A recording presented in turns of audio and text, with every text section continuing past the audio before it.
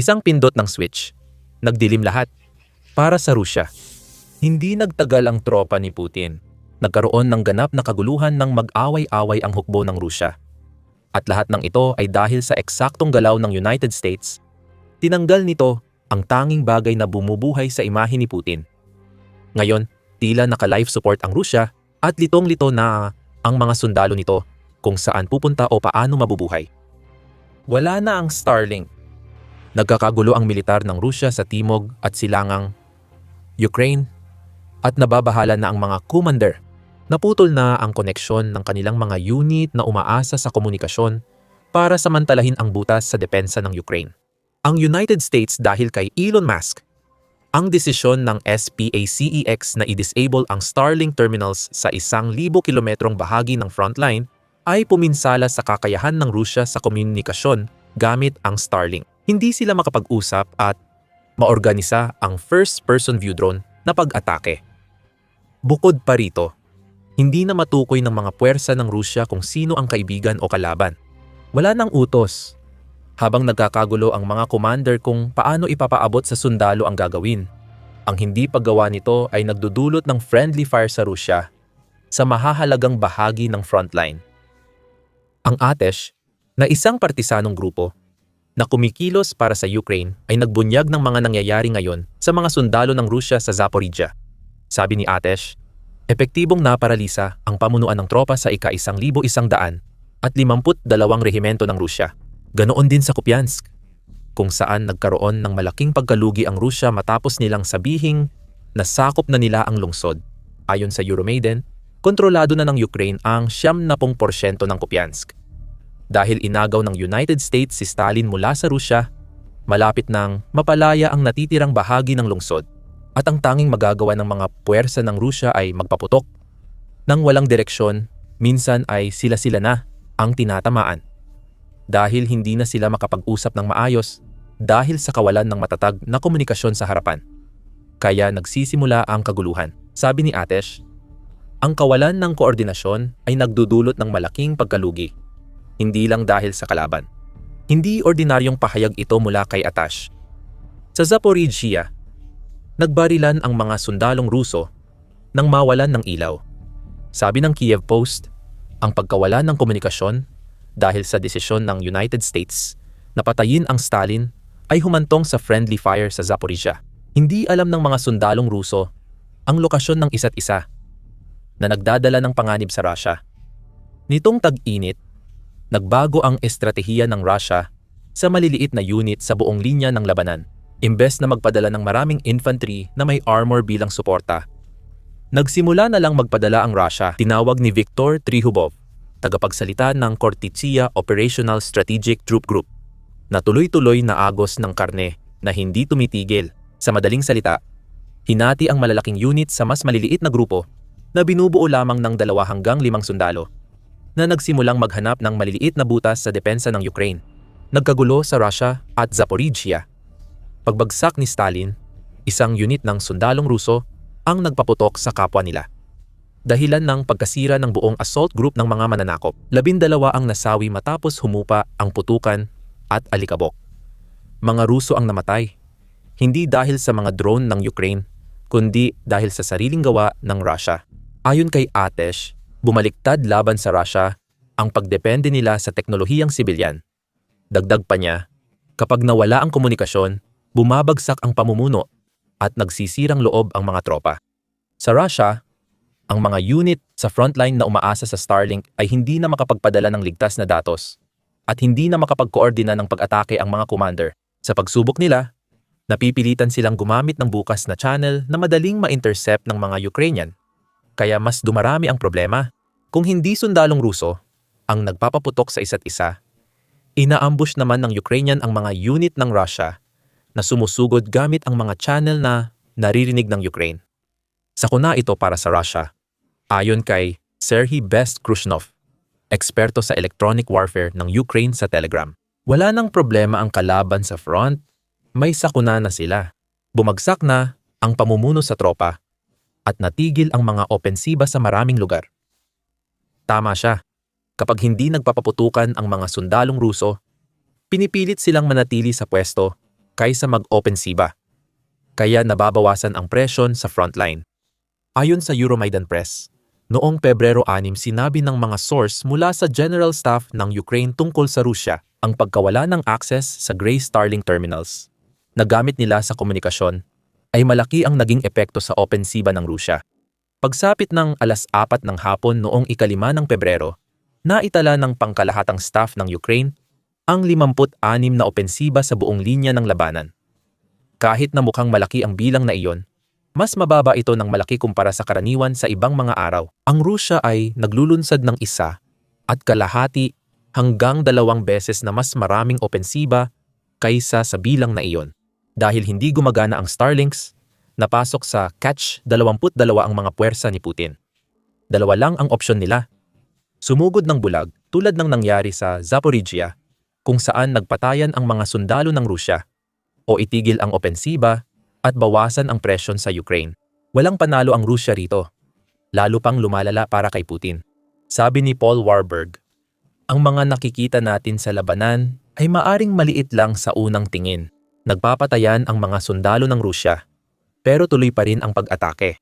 Pero lumalabas na ito ang pinakamahalagang senaryo ng labanan para makausad ang Rusya. Sabi ni Warburg, epektibong naisara na ito ngayon. Dahil patay na ang koneksyon ng Starlink, hindi na kayang makapaminsala ng mga drone ng Rusya gaya ng dati sa digmaan sa Ukraine.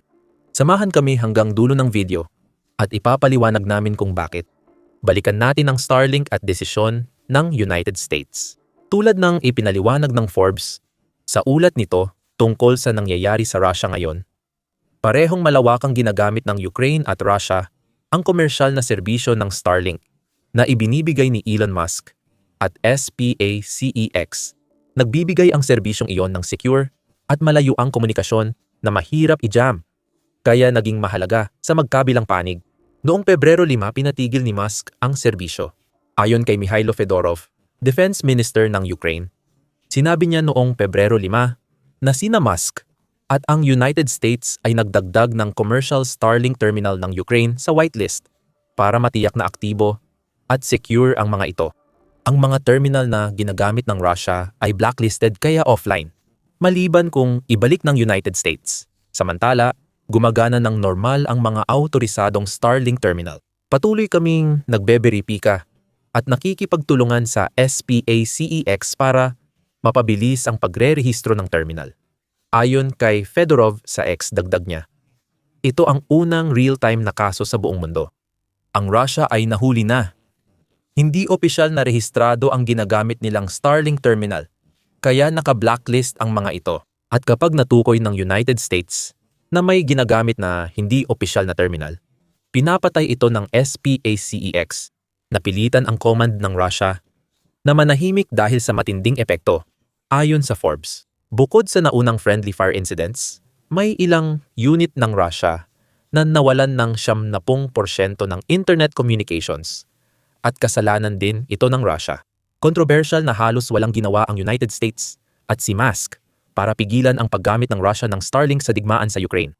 Ngunit nagbago ang lahat nang umatake ang Russia sa Kharkiv, Ukraine noong Enero 27. Tinawag ni Pangulong Volodymyr Zelensky ng Ukraine na terorismo ang pag-atake ng Russia sa isang tren ng pasahero sa Kharkiv na ikinasawi ng 5 sibilyang Ukrainian. Brutal ang naging pag-atake. Iniulat ng Ukraine na mga pira-pirasong bahagi lamang ng 5 katawan ang kanilang natagpuan. Gaya ng sinabi ni Zelensky, sa kahit anong bansa, ang pag-atake ng drone sa isang sibilyang tren ay ituturing sa parehong paraan bilang terorismo. Walang at hindi pwedeng magkaroon ng layuning militar dito. Nagkasundo sina Musk at United States na sumobra si Putin at nawalan ng Starlink ang kanyang tropa. Bilang resulta, agad nagpasalamat ang Ukraine kina Musk at sa United States. Noong Pebrero 2 iniulat ng British Broadcasting Corporation na tinawag ni Fedorov si Musk na tunay na kampeon ng kalayaan at kaibigan ng mga Ukrainian. Para sa tugon ng SpaceX sa balita ukol sa insidente sa Kharkiv at sa ulat na ginagamit ng Russian drone ang Starlink sa Ukraine, tumugon si Musk sa isang post sa X na nagsasabing, mukhang gumana ang mga hakbang na ginawa namin para pigilan ang hindi autorisadong paggamit ng Starlink ng Russia. Nagbigay si Musk ng simpleng pahayag na maaaring magdulot ng malaking epekto sa hinaharap. Sabihin kong may kailangang gawin ngayon. Para sa Russia, ibig sabihin ay malayo pa sa katapusan ang sitwasyon ng kanilang puwersa sa unahan. Hindi pansamantalang pagtigil ng Starlink ito, mukhang permanente na. At si Musk at ang United States ay handang gumawa pa ng higit. Lalong nagiging desperado ang sitwasyon para sa Russia. Pero bago tayo lumalim dyan, ito ang dahilan kung bakit namin ginagawa ang The Military Show. Ang pagpapaliwanag kung paano gumagalaw ang kapangyarihan at kung paano kayang baguhin ng isang aksyon ang buong digmaan ang ginagawa namin. Kung bago ka lang dito, pindutin mo ang subscribe para hindi mo ma-miss ang mga susunod sa channel. Nagkakagulo ang Russia. Mamaya, tatalakayin natin ang isa pang malaking problemang dulot ng pagkawala ng Starlink access sa Russia. Bago nating gawin yon, ito ang sitwasyon ng Russia sa 620 milyang frontline kung saan nawala na sila ng access sa Starlink. Sabi ng Euromaidan Press, napilitan ang mga puwersa ng Russia na magmakaawa para lang magkaroon ng simpleng radyo upang makapag-ugnayan. Hindi si Putin ang nagbibigay ng mga radyo. Naglabas ng panawagan ang mga Russian Telegram channel at ang Voyenkiry Ruskoy Vesny ay nakalikom ng 8.5 milyong rubles para bumili ng mga gamit na ayaw bilhin ng Kremlin.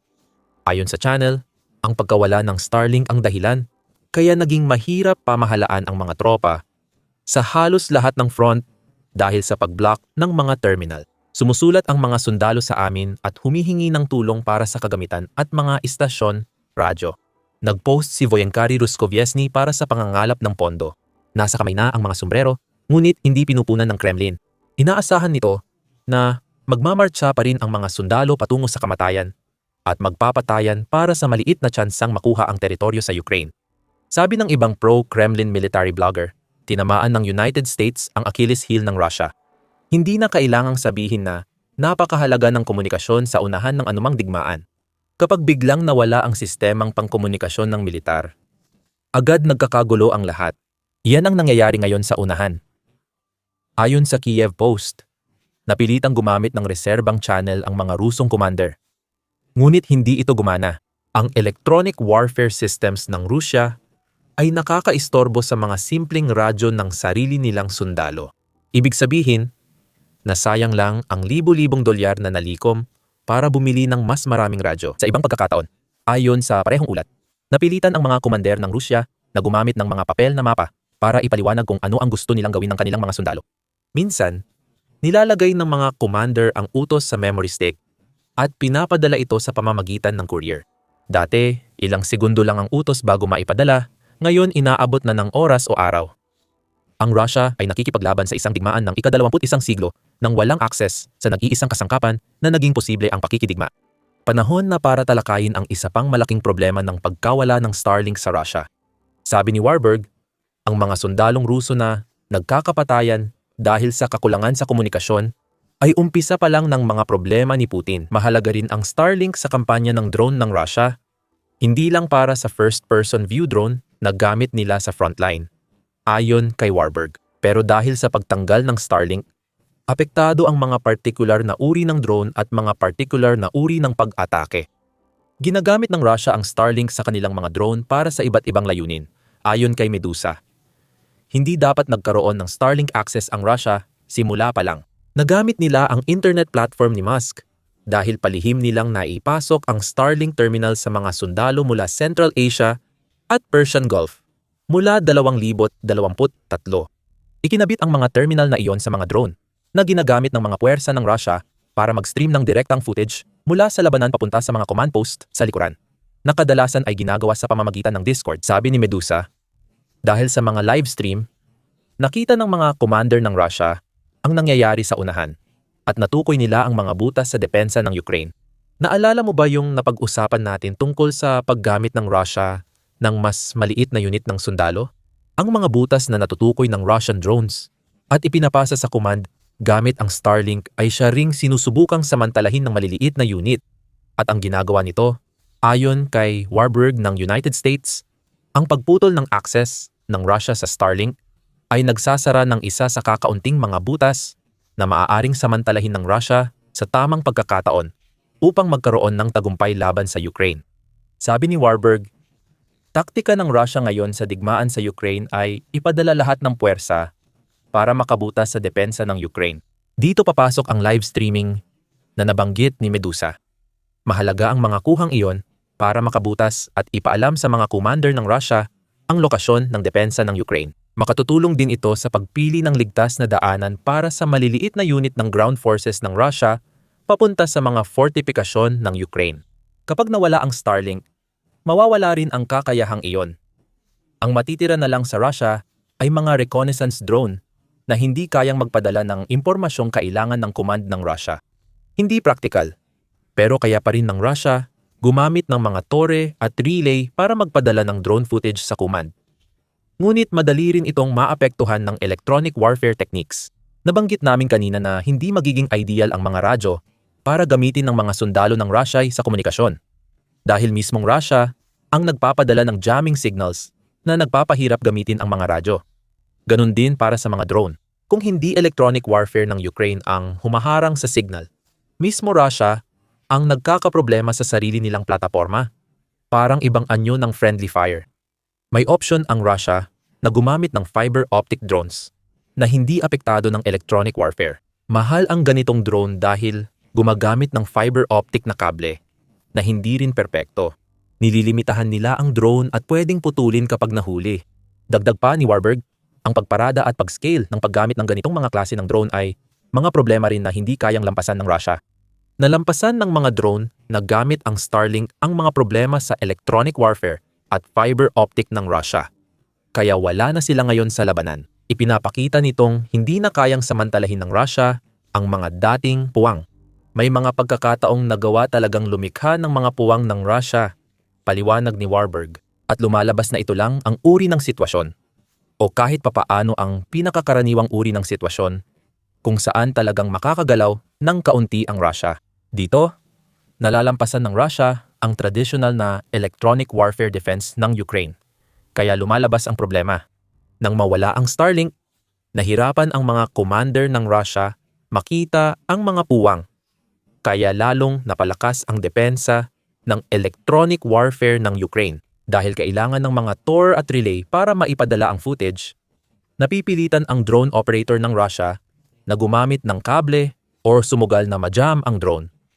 Sa madaling salita, Starlink ang nagsilbing mata ng Russia sa Ukraine. Tinanggal ni Musk at United States ang mga matang iyon. Kaya nagkakasakitan na lang ang mga sundalong Ruso sa halip na ang kalaban. Dahil wala na ang mga mata nito, may dalawang malaking problema ang Russia na pwedeng magbago sa kanilang laban sa Ukraine. Una, lalo pang babagal ang kanilang pag-usad na dati na ring mabagal. Kahit noong huling bahagi ng Enero, bago pa man ang shutdown ng Starlink, ang opensiba ng Russia ay halos gumagapang na sa pinakamatagal at pinakamabagal na pag-usad ng anumang militar sa mahigit isang siglo, ayon sa ulat ng Kiev Post. Kung noon pa gumagapang ang Russia, ang pagkawala ng Starlink ay parang umaandar silang walang tuhod. Lubos nang napahinto ang opensiba nila at ang mga pag-usad na 15 hanggang 70 metro o 49.2 hanggang 200, 20 talampakan bawat araw na nagagawa nila ay magmumukhang napakaganda na. Kung ikukumpara sa susunod, hindi na gumagapang ang Russia. Mga sundalo nila ay gagapang gamit na lang ang mga daliri. At lalo pa nitong palalalain ang ikalawang malaking suliranin ng pagkawala ng Starlink sa Russia. Maraming casualty. Mahalagang desisyon ang shutdown ng Starlink. Ayon kay Warburg, dahil makakatulong ito sa Ukraine sa halos lahat ng aspeto ng digmaan. Makakatulong ito sa kanila mula sa pananaw ng depensa. Pero mas mahalaga, makakatulong din ito sa kanila mula sa pananaw ng opensiba at mula sa pananaw ng nutrisyon. Sa pagtulong sa Ukraine na mapataas ang kaswalti ng militar ng Rusya, hindi naman maganda ang kalagayan ng Rusya sa kaswalti kahit bago mawala ang Starlink. Simula nang sakupin ni Putin, mahigit 1.24 milyong tao ang nawala sa Rusya. Noong Enero, tinanggal ng Ukraine ang halos 3,000 at 1,000 sundalong Ruso mula sa labanan. Ibig sabihin, napatay, hindi lang nasugatan. Noong Pebrero, iniulat ng United 24 Media na nawalan ang Rusya ng 1,000 at 40 sundalo at 8 artilyeriya. Ganyan na ang inaasahan natin mula sa digmaan na nagkakawala ang Rusya ng 1,000 sundalo kada araw. Gayunpaman, nabanggit namin kanina na ang Rusya ay nagsasagawa ng halos kalahati ng dati nitong bilang ng mga pang-araw-araw na pag-atake na nangangahulugang Nawawala pa rin nila ang parehong dami ng sundalo gaya ng dati, kahit na hindi na sila madalas umatake. At dagdag pa rito ay isa pang problema para sa Rusya. Nawala na sa kanila ang kakayahan na magsagawa ng ilan sa pinakamahalaga nilang uri ng long-range na pag-atake ngayon. Ipinaliwanag namin kanina kung paano hindi na magagamit ng Rusya ang Starlink para sa live stream na kuha mula sa kanilang mga drone. Malaking kawalan ito para sa Rusya. Espesipikong pag-atake gamit ang long-range drone strike na may live feed. Kaya pwedeng pumili ng target ang mga sundalo agad. Nawala na ang kakayahang iyon na nagbibigay ginhawa sa depensa ng Ukraine. Kaya't buuin natin lahat ito. Ang pagtanggal ni Musk at ng United States ng Starlink mula sa Rusya ay nangangahulugan na ang mga sundalo ng Rusya ay nagkakapatayan sa isa't isa. Kung hindi man friendly fire ang problema ng Rusya, ang sarili nilang electronic warfare system ang pumipigil na magamit nila ang kanilang mga drone gaya ng dati. Ang mga puwang na nililikha o sinasamantala ng Rusya sa depensa ng Ukraine ay hindi na magiging kasing dali para sa Rusya na makita ngayon. Desperadong gumagamit ng papel na mapa ang mga komandante ng Rusya sa paghatid ng utos. Habang nagka-crowdfund ng kagamitan ang mga milli blogger, hindi ito makakatulong sa kanilang mga sundalo. At mas marami pang mawawala sa Rusya kahit kaunti na lang ang pag-atake nila. Dahil sa malaking kalamangan ng Ukraine para itong switch na kayang tapusin ang pananakop ni Putin. Ito ay bansang humaharap ngayon sa pinakamalaking pagkawala ng sundalo sa modernong kasaysayan. Tapos na siguro ang digmaan ni Putin. Kaya ang pagkawala ng Starlink ang naging huling pako. Mabilis na pinapatay ng Ukraine ang mga sundalong Russian. At maaari mong malaman ang lahat tungkol dito. At kung paano nalalaman ng Ukraine kung gaano kalaki ang pinsalang kanilang nagagawa sa aming video. At kung nagustuhan mo ang video na ito, siguraduhing mag-subscribe ka sa The Military Show para sa mas marami pang balita tungkol sa mga pinakabagong krisis na kinakaharap ni Putin at ng kanyang mga kasamahan sa Kremlin.